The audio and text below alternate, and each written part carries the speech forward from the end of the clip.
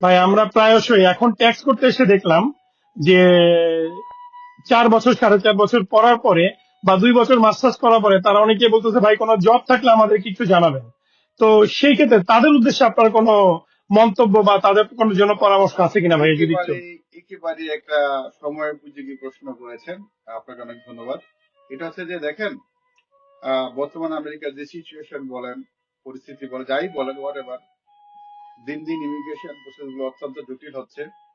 আর বাংলাদেশ থেকে যারা আসেন এদেশে পড়াশোনা করার জন্য, আমরা জানি তাদের ফাইনাল ভিশনটা কোথায়, তারা কি করতে চায়। তো অনেক শিক্ষার্থীরা আছেন যারা হতাশায় ভুগতেছেন যে আমরা মাস্টার্স করে ফেলেছি, আমরা এটা করে ফেলেছি, যেমন চাকরি হবে কিনা, বাট কোনোভাবে দেশের লিগালি থাকা যায় কিনা। তাদের জন্য বলবো, দেখেন ভাই, হতাশ হতাশ হবেন না।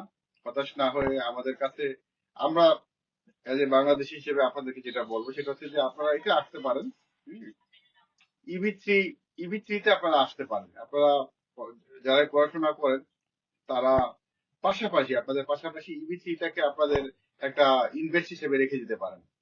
ইবি থ্রিটা করলে যেটা হবে যে দেখেন, আপনি একটা অনিশ্চয়তার মধ্যে দিয়ে যাচ্ছেন, বা আপনার আমি জানি না কার কি ভবিষ্যৎ আছে বা কার কি ভীষণ আছে।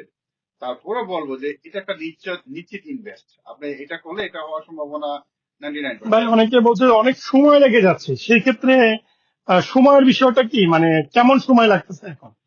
আসলে এখনো ব্যাকলগ অনুযায়ী আমরা দেখতেছি 4 বছর 3 মাসের মতো লাগে।